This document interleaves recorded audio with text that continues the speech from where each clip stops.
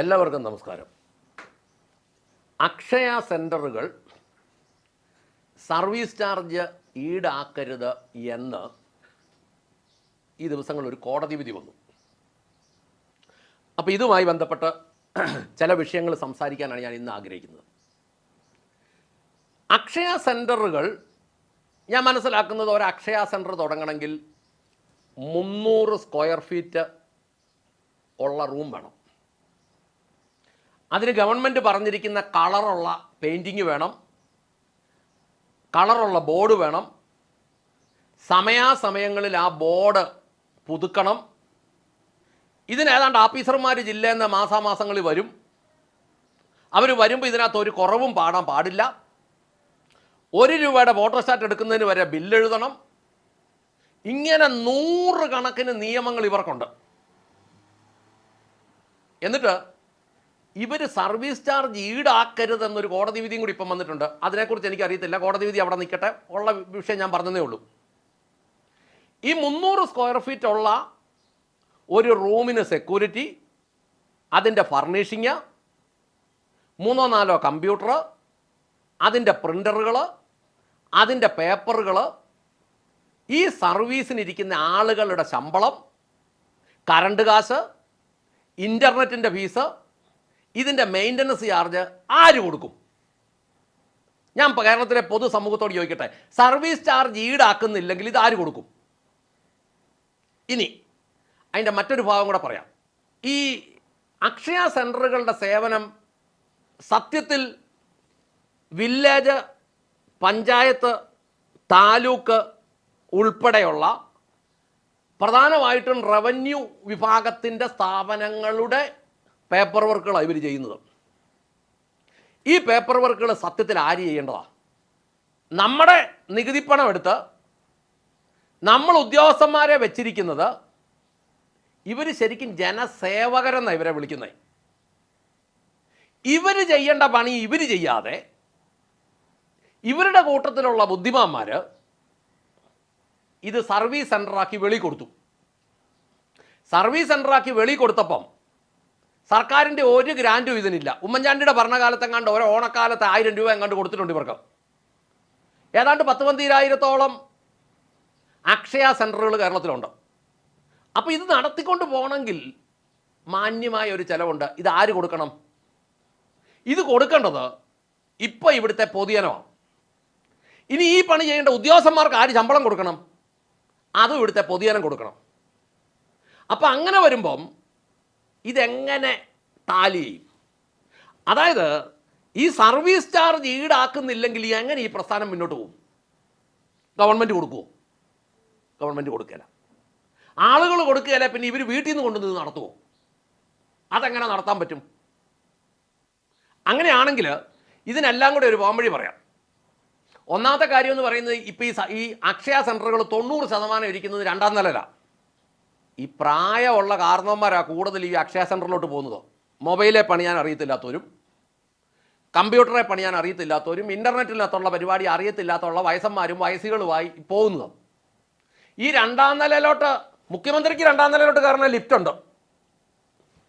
ഈ ഭൂമി കിടന്ന് ജീവിച്ച് അങ്ങേയറ്റം വരെ എത്തി നിൽക്കുന്ന ഈ പ്രായമുള്ളവർ 2-ാം നിലയിൽ കയറാൻ എവിടെയാണ് ലിഫ്റ്റ്?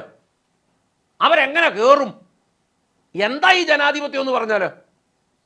ഈ പ്രായമുള്ളവരെല്ലാം എഴഞ്ഞും വലിഞ്ഞും മണ്ട കയറി ചെല്ലട്ടെന്നുള്ളതാണോ? ഈ പെൻഷന് പതിവ് പോലും വേണമെങ്കിൽ അക്ഷയ സെൻ്ററുകളിൽ ചെല്ലണം. ഇതിനൊരു എളുപ്പ വഴിയുണ്ട്. ഈ അക്ഷയ സെൻ്ററുകൾ സത്യത്തിൽ പഞ്ചായത്ത്, താലൂക്ക്, വില്ലേജിലോട്ടൊക്കെ ഉള്ള പേപ്പറുകളാണ് പ്രധാനമായിട്ട് ശരിയാക്കേണ്ടത്. പഞ്ചായത്തിനും താലൂക്കിനും വില്ലേജിനും എല്ലാം ബിൽഡിംഗ് ഉണ്ട്. ആ ബിൽഡിങ്ങിലോട്ട് ഈ അക്ഷയ സെൻ്ററുകൾ കൊണ്ടുവരിക, ഒന്നാമത്. അപ്പം വാടക ഒഴിവാകും. 2, ഈ പണിയെടുക്കാൻ മേലാത്ത കുറച്ച് ഉദ്യോഗസ്ഥന്മാരെ അങ്ങ് ഒഴിവാക്കുക. ഇപ്പോൾ സ്മാർട്ട് എന്നാണല്ലോ പറയുന്നത്. ടെക്നോളജി വരുമ്പം പണ്ട് തൂമ്പായ്ക്ക് വാനം വെട്ടുന്നത് JCBയും കിറ്റാച്ചിയും വന്നു കഴിഞ്ഞപ്പോൾ ആൾക്കാർ ഇത് വിളിച്ചങ്ങ് പണിയാൻ തുടങ്ങി. പണിയാൻ തുടങ്ങിയപ്പോഴത്തേനും പണ്ട് 10,000 രൂപയാകുന്ന ഇപ്പോൾ 1000 രൂപയുടെ മെഷീനെ പണിയാൻ പറ്റും. വ്യവസായങ്ങളെല്ലാം യന്ത്രവൽകൃതമായപ്പോൾ ചെറിയ കോസ്റ്റിന് ഉണ്ടാക്കാൻ പറ്റി. അതുപോലെ തന്നെ ഇൻ്റർനെറ്റും ഈ സ്മാർട്ട് ടെക്നോളജിയും വരുമ്പം ഉദ്യോഗസ്ഥന്മാർ കുറയണ്ടേ? അപ്പോൾ ഒരു കാര്യം ചെയ്താൽ മതി, ഈ അക്ഷയ വില്ലേജിലേക്കും പഞ്ചായത്തിലേക്കും താലൂക്കിലേക്കും ഒക്കെ അത്യാവശ്യം വേണ്ടത് അവിടെ ബിൽഡിംഗ് ഉണ്ടല്ലോ, ആ ബിൽഡിങ്ങിലേക്ക് ഇതിനെ കയറ്റുക, ഉദ്യോഗസ്ഥന്മാരുടെ ശമ്പളം കുറയ്ക്കുക, എന്നിട്ട് ഈ ചെയ്യുന്ന സർവീസിന് സർക്കാർ അവർക്ക് പൈസ കൊടുക്കുക. അവർ ജോലി ചെയ്യുന്നുണ്ടല്ലോ, ഒരു അക്ഷയ സെൻറ്ററിൽ 2-3 കമ്പ്യൂട്ടർ വർക്ക് ചെയ്യുന്നുണ്ട്. അവിടുത്തെ പണി അറിയാവുന്ന പിള്ളേരുണ്ട്. സർക്കാർ ഓഫീസിലിരിക്കുന്ന ഒരു OTP പോലും എടുക്കാൻ അറിയത്തില്ലാത്ത ആളുകളെ പോലെ അല്ല, നല്ലപോലെ പണി അറിയാവുന്ന ആൾക്കാർ ഇവിടെയുണ്ട്. ജനന മരണ സർട്ടിഫിക്കറ്റുകൾ ഉൾപ്പെടെ സകല പരിപാടിയും ചെയ്യുന്ന അക്ഷയ സെൻറ്ററുകളിൽ പണി അറിയാവുന്ന ആളുകളുണ്ട്. അവർക്ക് 3 പേർക്ക് ഒരു മാന്യമായ സർക്കാർ ഉദ്യോഗസ്ഥന് കൊടുക്കുന്നതിൻ്റെ 3-1 കൊടുത്താൽ മതി. ഇപ്പോൾ അവർക്ക് 10-1 പോലും ഇല്ല, അവർ ചെയ്തോളും. അപ്പോൾ ഒരുത്തനെ പറഞ്ഞു വിട്ടാൽ, ഓരോ ഓഫീസിൽ നിന്ന് ഒരു ഉദ്യോഗസ്ഥനെ പറഞ്ഞു വിട്ടാൽ, അയാൾക്ക് കൊടുക്കുന്ന പൈസ കൊടുത്താൽ ഈ 3 പേരോടെ നിലനിന്നോളും. തന്നെയല്ല, ജനം 5 പൈസ കൈക്കൂലി കൊടുക്കേണ്ടി വരികയില്ല. ഇതെല്ലാം പ്രൈവറ്റൈസ് നടക്കട്ടെ.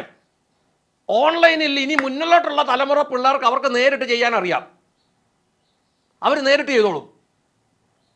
ഇവിടെ ഇപ്പം 40 വയസ്സിന് മുകളിലുള്ള ആളുകൾക്കാണ് ഇത് അറിയത്തില്ലാത്തത്. അവർക്ക് ഈ അക്ഷയ സെൻറ്ററുകൾ പഞ്ചായത്തിലേക്കാക്കട്ടെ, വില്ലേജിലേക്കാക്കട്ടെ, ഏതൊക്കെയായാലും കെട്ടിടമുണ്ട്, കറണ്ട് കാശുണ്ട്, മെയിൻ്റനൻസ് ഉണ്ട്, ഇതെല്ലാം ഉള്ളപ്പോൾ ആ ഒരു മൂലയ്ക്ക് അക്ഷയം കൂടി ഇരുന്നാൽ എന്നാ കുഴപ്പം? 300 സ്ക്വയർ ഫീറ്റ് ഒന്നും വേണ്ട, 2 കമ്പ്യൂട്ടർ വെക്കാനുള്ള സൗകര്യം കിട്ടിയാൽ മതി. അക്ഷയ സെൻറ്ററുകൾക്ക് കൃത്യമായി കളർ കോഡ് വേണം, അക്ഷയ സെൻറ്ററുകൾക്ക് കൃത്യമായി അതിന് കളർ മെയിൻറ്റെയിൻ ചെയ്യണം, അക്ഷയ സെൻറ്റർ എല്ലാത്തിനും ബില്ല് എഴുതണം. എത്ര വില്ലേജ് ഓഫീസിനാണ് കളർ കോഡ് ഉള്ളത്? എത്ര വില്ലേജ് ഓഫീസാണ് സമയത്ത് പെയിൻ്റ് അടിക്കുന്നത്? എത്ര വില്ലേജ് ഓഫീസിൻ്റെ സൈഡിൽ കൂടെ നടന്ന പാമ്പ് കടിക്കല്ലാത്തത്? വകുപ്പും റൂളും ഉണ്ടാക്കി വെക്കുമ്പം മുതുകത്ത് കയറാൻ നിന്ന് കൊടുക്കാൻ ആളുണ്ടെങ്കിൽ മനുഷ്യന് ഗുണമായിരിക്കേണ്ടത് മാത്രം മതി. മനുഷ്യന് ഗുണമായിരിക്കേണ്ടത് മാത്രം മതി. ഈ സായിപ്പിൻ്റെ കാലത്ത് സായിപ്പ് ചായ ബോർഡ് ഉണ്ടാക്കി, സായിപ്പ് കോഫി ബോർഡ് ഉണ്ടാക്കി. എന്തിനാണെന്നറിയാവോ? അവൻ്റെ നാട്ടിൽ ചായ കുടിക്കാൻ വേണ്ടി, അല്ലെങ്കിൽ കാപ്പി കുടിക്കാൻ വേണ്ടി, തണുപ്പത്ത് അവൻ്റെ നാട്ടിൽ കാപ്പി കുടിക്കാൻ വേണ്ടി ഇവിടുത്തെ കാപ്പിൻ്റെ പരിപ്പ് അവന് കൊണ്ടുപോകാൻ വേണ്ടി അവൻ നിയമം ഉണ്ടാക്കി. ഈ സായിപ്പ് ഉള്ള കാലത്ത് കാപ്പിയുടെ പരിപ്പ് മുഴുവൻ ഇംഗ്ലണ്ടിൽ കൊണ്ടുപോയി അവർ കാപ്പി കുടിച്ചപ്പം ഇവിടുത്തെ പാവപ്പെട്ട മലയാളി ഇത് കൃഷി ചെയ്തവൻ അതിൻ്റെ തൊണ്ട് കുത്തി കുടിച്ചു. സായിപ്പ് പോയി കഴിഞ്ഞിട്ട് ഈ ഊളം നിയമം ഇവിടെ നിന്നു. എന്തുമാത്രം ആളുകൾ കാപ്പിക്കുരു കൊണ്ടുപോയെന്നും പറഞ്ഞ് ഇടികൊണ്ടി എത്തും, എന്തുമാത്രം പേരെ എക്സൈസ് പിടിച്ചിട്ട് ഇടിച്ചു. കാപ്പിക്കുരുവിന് പാസ് വേണ്ട ഒരു കാലം ഉണ്ടായിരുന്നു. സത്യത്തിൽ എന്നാ കാര്യം? ഇതുപോലെ തന്നെ കാലഹരണപ്പെട്ട നിയമങ്ങൾ 100 കണക്കിന് കിടപ്പുണ്ട്. ജനത്തിന് പ്രയോജനമില്ലാത്തതെല്ലാം എടുത്ത് ദൂരെ കളയണം. ജനാധിപത്യമല്ല, രാജാധിപത്യമല്ലല്ലോ, ബ്രിട്ടീഷ് ആധിപത്യമല്ലല്ലോ. അപ്പം ജനത്തിന് ഗുണമില്ലാത്തതെല്ലാം എടുത്ത് ദൂരെ കളയണം. ഇതെല്ലാം ലഘുവാകണം, സിമ്പിളാകണം. ആഫീസുകളിലേക്ക് ചെന്നാൽ, വില്ലേജ് ഓഫീസിലോട്ട് ചെല്ലുമ്പോൾ തന്നെ അതിൻ്റെ മൂലയ്ക്ക് ഒരു 2 കമ്പ്യൂട്ടറുമായിട്ട് 2 പിള്ളേർ അക്ഷയ സെൻറ്റർ അവിടെ തന്നെ ഉണ്ടെങ്കിൽ അവരവിടെ എഴുതി റെഡിയാക്കി അങ്ങോട്ട് സാധനം കൊടുത്തോളും. ആഫീസർ ഒരു ആഫീസർ മതിയെന്ന് അവർക്ക് പണിയറിയാം. നീ ഒരു കാര്യം ചെയ്യട്ടെ, ഒരു ബിടെക്കുകാരൻ ഒരാളെ കൂടി അങ്ങോട്ട് ഇരുത്തട്ടെ, പുതിയ പിള്ളേർ. അവർ പ്ലാൻ എടുക്കുവോ, അവർ റിസർവേ എടുക്കുവോ, അവരെന്നാ വേണം നിമിഷ നേരം കൊണ്ട് എടുക്കും. ഇനി സർക്കാരിൻ്റെ ഞാൻ നെറ്റിന് സ്പീഡില്ലെങ്കിൽ ഏഷ്യാനെറ്റിൻ്റെ സ്പീഡുള്ള നെറ്റഡ്. ഈ എല്ലാം ഉണ്ടാക്കേണ്ടെന്നേ. സൂപ്പർ സ്പീഡുള്ള നെറ്റുണ്ടോ ഏഷ്യാനെറ്റിനൊക്കെ? അല്ലെ അതുപോലെയുള്ള കമ്പനികളുടെ അതുകൂട്ട് നെറ്റഡ് ഇല്ല, സ്റ്റാർലിങ്ങിൻ്റെ നെറ്റഡ്. സർക്കാർ ഓഫീസെല്ലാം സമയത്ത് നടക്കട്ടെ. ഇതിപ്പോൾ പണിയാനും അറിയത്തില്ല. നെറ്റോ വരും എന്ന് വരും. വന്നാലും വന്നില്ലേലും ഞങ്ങൾക്കൊന്നും പോകാനില്ല, ഞങ്ങൾക്ക് കിട്ടാനുള്ളത് കിട്ടുകയും ചെയ്യും. ജനം അവിടെ ചെന്ന് ചോദിക്കും, സാറേ നെറ്റുണ്ടോ? ഇല്ല, നെറ്റ് കംപ്ലൈൻറ്റ്, സിസ്റ്റം കംപ്ലൈൻറ്റ്. ആരോഗ്യമന്ത്രി പറഞ്ഞു, ഇവിടെ ഒരു സിസ്റ്റം എനിക്ക്. എന്നാ സിസ്റ്റം അവിടെ ഉള്ളത്? ഇവിടെ ഒരു സിസ്റ്റവും ഇല്ല. ഇവിടെ 3,35,00,000 ജനത്തിനെ പിഴിഞ്ഞ ഊറ്റി ഈ 15 ലക്ഷത്തിനോട്ട് കൊടുക്കുന്ന ഒരു സിസ്റ്റം ഇവിടെ ഉള്ളൂ. ആ സിസ്റ്റം പൊളിക്കണം. ആ സിസ്റ്റം പൊളിച്ചേ പറ്റുള്ളൂ. അതുകൊണ്ട് ഈ അക്ഷയ സെൻറ്ററുകൾക്ക് സർവീസ് ചാർജ് കൊടുക്കണ്ട.